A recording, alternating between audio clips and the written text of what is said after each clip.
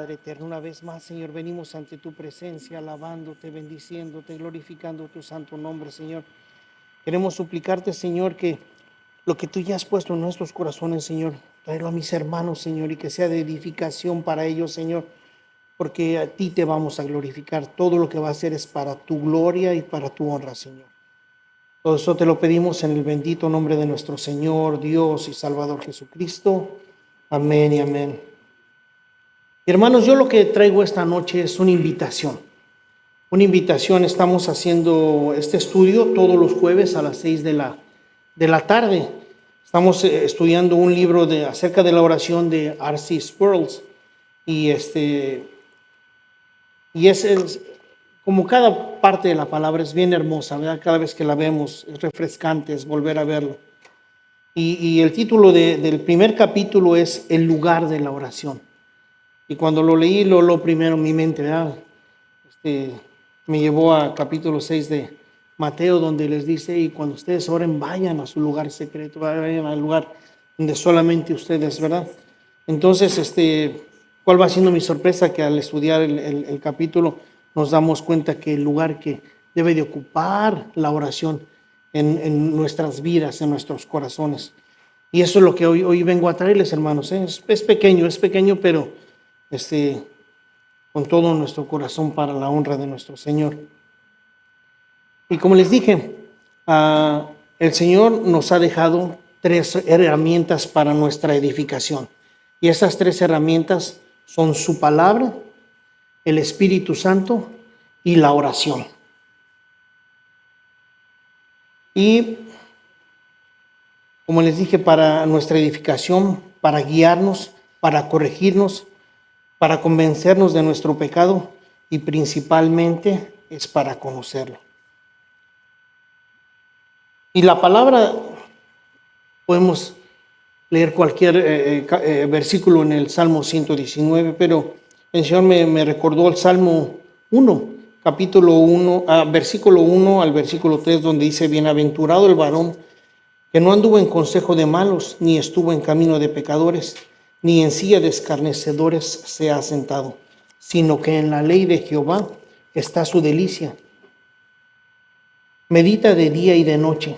Será como árbol plantado junto a corrientes de aguas, que dan su fruto a su tiempo y su hoja no cae, y todo lo que hace prosperará. ¿Verdad, hermanos? Eso es la belleza y la hermosura de su palabra. Es una de sus herramientas. No podemos decir que es la principal, ¿verdad? Porque es donde lo conocemos, donde sabemos quién es nuestro manual de vida. Ahora también es el Espíritu Santo y además en su palabra es que podemos entender y conocerlo a Él, saber cuáles son sus atributos, quién es Él, ¿verdad? Hace muchos años escuchaba yo a estos grandes hermanos, ¿verdad? MacArthur, Paul Washer, decían, era muy, siempre decían los atributos de Dios, y es la importancia de conocerlo a Él a través de sus atributos. Y podemos comprender cómo es Él y por qué hace lo que hace a través de sus atributos, ¿verdad, hermanos? Ahora, el Espíritu Santo podemos leer en Juan 16, 8 y versículo 13, dice, y cuando Él venga, convencerá al mundo de su pecado, de justicia y de juicio. Pero cuando venga el Espíritu de verdad, Él os guiará a toda verdad, porque no habla de su propia cuenta, sino que habla de todo lo que oye, y os hará saber todo lo que habrá de venir, ¿verdad? El Espíritu Santo nos despierta porque Él es el que nos da la vida, nos renueva, nos regenera, y Él nos guía a toda verdad, que es a Cristo, ¿verdad, hermanos? Ahora, la oración, que es lo que esta noche vamos a ver, es el tema de hoy. Y como les digo, es acerca del estudio de este libro. Pero recordemos esta cita en 2 de Crónicas 7:14, dice, si se humillare mi pueblo, sobre el cual mi nombre es invocado, y orare, y buscare mi rostro, y se convirtiera de sus malos caminos, entonces yo os oiré desde los cielos, y perdonaré sus pecados y sanaré su tierra. Sabemos que esta escritura está hablando acerca del templo, ¿verdad? Que es donde lo van a buscar. pero también dice, si mi pueblo orare y buscare mi rostro, ¿verdad? Y ese es el punto de orar, de conocerlo a Él, buscarlo a Él. Ahora, como les dije, me gustaría leer los primeros párrafos de este primer capítulo y dice, ¿cuál es el objetivo de la vida cristiana? Y enseguida nos da la respuesta. Dice, es la piedad nacida de la obediencia a Cristo. La obediencia deja al descubierto las riquezas de la experiencia cristiana. Vemos, hermanos, cómo es tan hermoso, está hablando acerca de la oración y de repente, pum, nos trae la obediencia. Es tan importante la obediencia porque es donde vamos a mostrar quién realmente somos, si realmente hemos nacido de nuevo, si realmente amamos al Señor. En Juan 14 dice, 2 veces dice, si me amas, ¿qué dice? Obedeces mi palabra. 2 veces dice, si me amas, obedeces. Y si me obedeces, mi Padre te amará y Él y yo vendremos y haremos morada en ti. Usa la palabra tabernáculo. Haremos tabernáculo dentro de ti. Y esto es bien, bien hermoso, hermanos. Ahora, la oración impulsa y fomenta la obediencia, poniendo el corazón a la disposición mental adecuada para desear la obediencia. ¿Cuántas veces nosotros, hermanos, hemos orado por motivos completamente equivocados? ¿Verdad? Porque alguien nos hizo feo, por algún motivo en el trabajo y queremos que Dios ilumínalo o elimínalo, ¿verdad? Y no es así, hermanos. No es así, hermanos. La verdad es que el Señor, en medio de la oración, Él nos va a poner del lado correcto nuestro corazón, lo que Él quiere, ¿verdad? Y en este caso, en lugar de eliminar, Señor, transfórmalos, tócale su corazón, conviértalos, acércalos a ti. ¿Cierto, hermanos? Ahora, desde luego, el conocimiento también es importante porque sin él no podemos saber lo que Dios requiere. Sin embargo, el conocimiento y la verdad serían conceptos abstractos a menos que tengamos comunión con Dios mediante la oración. Y luego lo que dice, el Espíritu Santo nos enseña, inspira e ilumina la palabra de Dios. Él nos comunica la palabra de Dios y nos asiste en nuestra comunión con el Padre en la oración. Y es bien hermoso ver cómo en el primer párrafo utiliza las 3 herramientas que el Señor nos ha dejado. Nos habla del conocimiento de su palabra, nos habla del Espíritu Santo, lo que Él hace en nosotros y la importancia de la oración. Y todos estos 3 juntos, ¿a qué nos van a llevar? A la obediencia. ¿Cierto, hermanos? Eso es tan, tan hermoso. Ahora dice, las palabras simples, en palabras simples, la oración ocupa un lugar vital en la vida del cristiano. Alguien podría orar y no ser cristiano, pero no se puede ser cristiano y no orar. Romanos 8:15 nos dice que la adopción espiritual que nos ha hecho hijos de Dios nos hace clamar en expresión verbal, Abba Padre. La oración es al cristiano lo que la respiración a la vida, y sin embargo no hay un deber cristiano más descuidado. ¿Cierto, hermanos? Es imposible que nosotros querramos vivir nuestra vida sin la oración, ¿verdad? ¿Quién es nuestro máximo ejemplo en la oración? Nuestro Señor Jesús. Él oró para todo y en todo momento y en todo tiempo. ¿Verdad, hermanos? Ahora,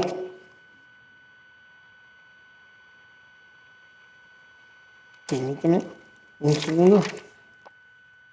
Ahora nos viene a dar en este capítulo una advertencia. Motivos falsos en la misma oración que nos va a decir. Dice, la oración, al menos la oración privada, es difícil realizar con motivaciones falsas. Uno puede predicar con motivaciones falsas, como hacen los falsos profetas. Uno puede involucrarse en actividades cristianas con motivaciones falsas. Muchos de los aspectos externos de la religión pueden realizarse con motivaciones falsas. Sin embargo, es altamente improbable que alguien se comunique con Dios con motivaciones indeseables. Ahora, les voy a decir una cosa, hermanos. Esto es penoso, ¿verdad? Como cristianos, pero hay muchas personas que buscan un motivo erróneo, ¿verdad? Un motivo que los volteen a ver a ellos o tener un lugar en la iglesia. Y es personas muy falsas, ¿verdad? Inclusive aquí arriba pueden estar hablando falsedades. Puede estar orando. El mismo Señor Jesús que dice en Mateo 6, dice, ustedes no sean como aquellos hipócritas que les gusta orar en las esquinas. ¿Para qué? Para que los vean. Oh, ¿cuántas veces nos ha pasado, hermanos, escuchando a un hermano orar, volteas y dices, oh, qué espiritual es ese hermano, ¿verdad? Pero si en cambio volteamos y vemos la vida de nosotros, la vida de esa persona que escuchamos muy espiritual y no está igual, ¿cierto, hermanos? Así es que la motivación de nuestra oración siempre tiene que ser verdadera y tiene que ser por los motivos correctos, ¿cierto, hermanos? Amén. Ahora viene, como les digo, cuando Pablo nos da sobadita y coscorrón, ¿verdad? Ya que nos dio el coscorrón el Señor, ya que nos viene a decir que no tiene que haber ese tipo de motivaciones en nuestra vida. Así, en cambio, cuando nosotros oramos al Señor, nosotros nos vamos a venir con una motivación errónea, ¿cierto, hermanos? No vamos a tener el valor de poder decirle, oh Señor, yo que soy tan bueno como aquel que oraba, ¿verdad? Porque nosotros sabemos a quién nos estamos acercando. Nosotros sabemos a quién estamos hablando, ¿verdad?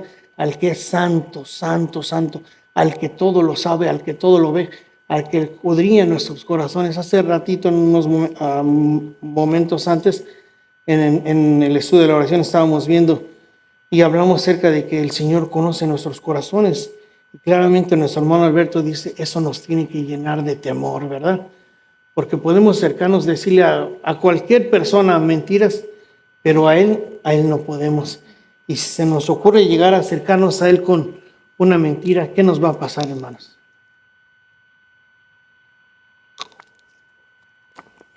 Por eso la importancia de la oración, porque ella nos va a llevar a poner correcto nuestro corazón. Ahora, dice, se nos invita a orar e incluso se nos ordena hacerlo. La oración es tanto un privilegio como un deber. Y un deber puede volverse laborioso. La oración, como cualquier medio de crecimiento para el cristiano, exige esfuerzo. En cierto sentido, la oración no es natural en nosotros. Aunque fuimos creados para tener amistad y comunión con Dios, los efectos de la caída nos han dejado a la mayoría de nosotros perezosos e indiferentes respecto a algo tan importante como la oración. Como les digo, nos dan nuestro coscorrón, pero no les viene a darnos sobadita. ¿Por qué? Porque nos hace ver que el efecto de la caída nos hace no tener esa motivación de orar. ¿Cierto, hermanos? Ahora, lo hermoso que dice aquí adelante. El nuevo nacimiento despierta en un nuevo deseo de comunicarnos con Dios, pero el pecado resiste al Espíritu. Yo les hago una pregunta, hermanos, nosotros que tenemos, algunos que tenemos más de 5 años, más de 10 años, ¿cómo está nuestra vida de oración? ¿Está de la misma manera que como cuando comenzamos? Para mi vergüenza, hermanos, mi vida de oración era mejor antes de que yo entendiera que el Señor me había rescatado.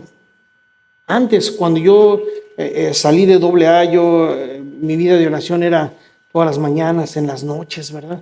Y como les digo hoy, para mi vergüenza, no es de la misma manera mi vida de oración. Mas, sin en cambio, hoy entiendo que por medio del mismo estudio de la oración, entendemos que no hay un tiempo escogido para orar. En la Escritura dice que escoge la mañana, pero vemos a Jesús que él oraba en la mañana, oraba en la tarde, oraba todo el día. ¿Y qué nos dice el apóstol Pablo? Que tenemos que orar, ¿qué? Sin cesar, en todo tiempo. Entonces, eso es lo hermoso, que hoy ya no hay un momento, una hora, pero es tan hermoso levantarnos y lo primero que es hablar, comunicarnos con el Señor, comunicarnos con nuestro Padre, ¿verdad? En las noches de la misma manera venir a entregarle. todo lo que ha sucedido. Algo que me recuerda mucho cuando Jesús les lava los pies a los discípulos. ¿Qué les dice? Pedro, entendiendo que es Dios por la revelación que había tenido, le dice, oh, tú no me vas a lavar los pies, ¿verdad? ¿Y qué le dice el Señor? Si yo no te lavo, no tienes parte conmigo. ¿Y qué le dice Pedro? Entonces lávame desde la cabeza. Y le dice Jesús, el que ya está limpio no tiene que más que lavarse los pies. Entonces, nuestra oración en la noche, ¿verdad? Eso es algo que a mí me toca mucho mi corazón. Mi oración en la noche es venir ante Él a pedirle que me limpie los pies de mi caminar en el día de hoy. Porque seguimos pecando, hermanos, seguimos pecando. Ahora, nuestro pecado va a ser menor, ¿verdad? Pero el sentimiento que le fallamos a nuestro Señor es mayor.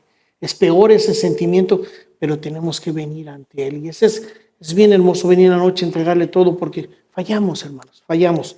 Pero en Él viene y nos limpia, ¿cierto, hermanos? Eso es lo hermoso de la oración. Ahora, dice, con punto número 3, dice, podemos hallar consuelo en el hecho de que Dios conoce nuestro corazón. Y oye, y eso nos debe de llenar de temor, ¿verdad? De terror, de que Él conoce nuestro corazón, porque hay veces que no pensamos nada bueno.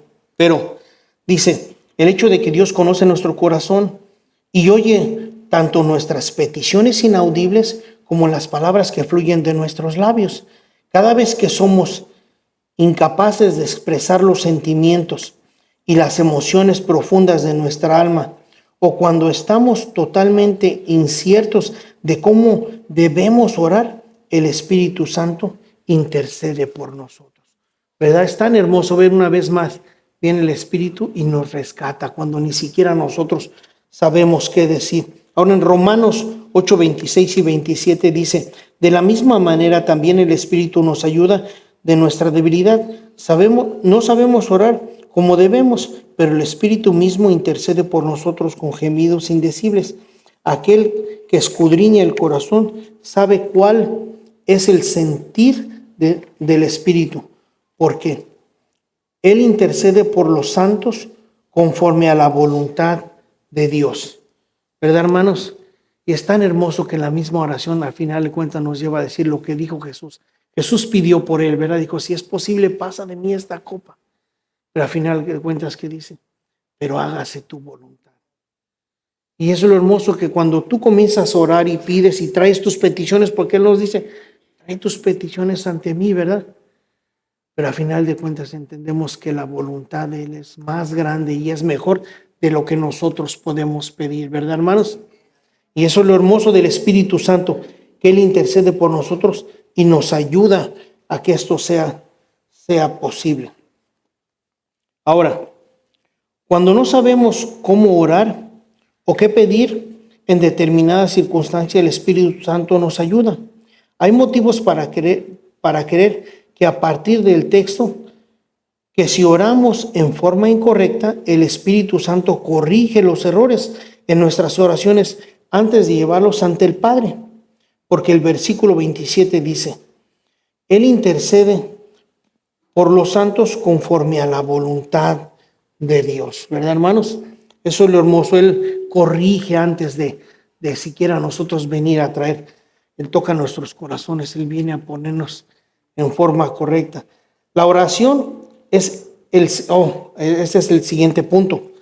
La santidad, dice, la oración es el secreto de la santidad. Si es que en realidad la santidad tiene algún secreto. Si examinamos la vida de los grandes santos de la iglesia, encontramos que eran grandes hombres de oración. Vemos a John Wesley.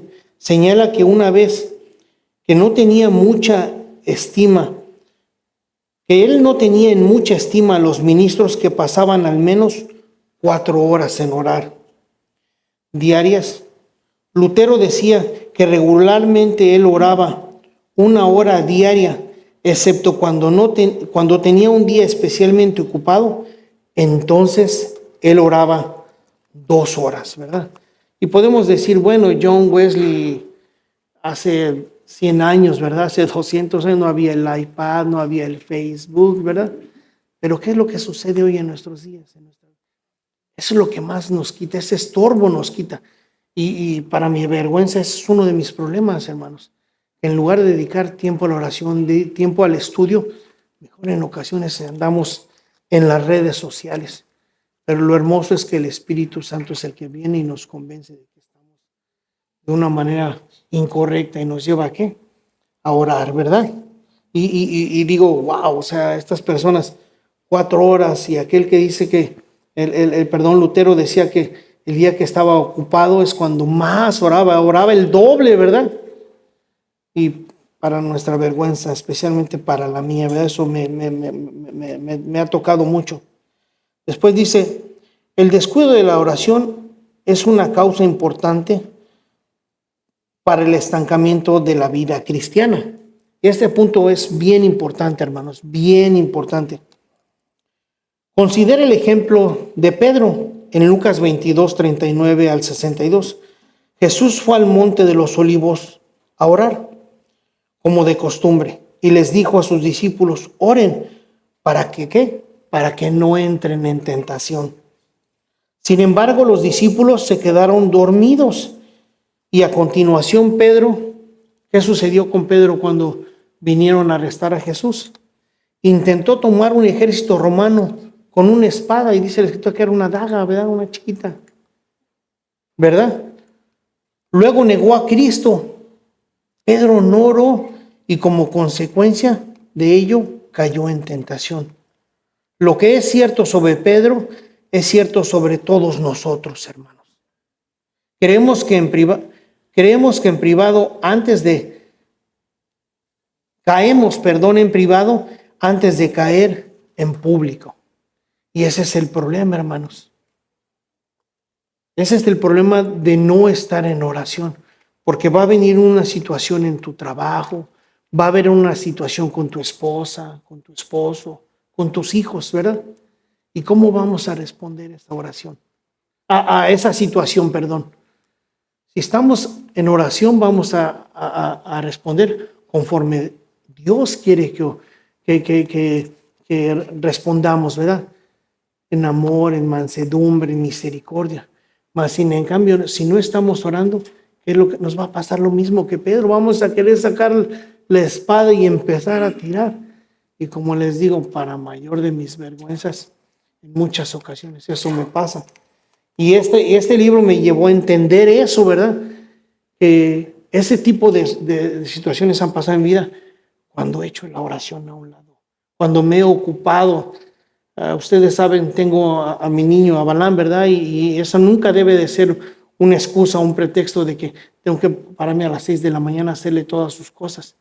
Mas, sin cambio, ha sido bien hermoso que ese tiempo lo ocupo para estar orando con Balaam y platicamos y él no quiere, ¿verdad? Porque es muy temprano para él. Pero ha sido bien hermoso, mi Señor, que me ha traído. Cuando no lo hago, suceden cosas. No sé cómo responder en mi trabajo, no sé cómo responder en mi casa. Por eso les digo, hermanos, es tan importante cómo debe ser nuestra vida de oración. ¿Verdad, hermanos? Ahora, ¿existe un tiempo adecuado y uno inadecuado para orar? Hace esta pregunta. Y nos trae esta escritura, Isaías 54, dice, habla de la mañana como el tiempo en que Dios da el deseo de orar diariamente. Pero otros pasajes mencionan momentos de oración durante todas las horas del día. Ninguna porción del día ha sido apartada como más santificada para orar, hermanos. ¿Verdad?